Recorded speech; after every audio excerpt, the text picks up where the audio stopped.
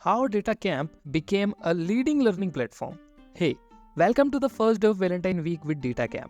My name is Shrey and I am very excited to share my love for Datacamp this Valentine week.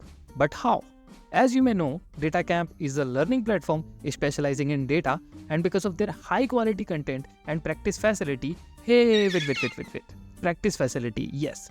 Datacamp provides you exercises to practice what you have learned and also give you feedback on wrong submission of your solution. Hence, it became the best learning platform in my site, and this is exactly what I'm going to build. So instead of showing my love in terms of data or certificates, I'm going to create Python module named htmlwhat, which will be similar to pythonwhat and sqlwhat, which are the Python modules created by Datacamp to generate feedback for Python and SQL. And htmlwhat will generate feedback for HTML code. So stay tuned with me and thanks for watching. And tomorrow I will share what I have researched to build htmlwhat, because research is a very important part in every software building process.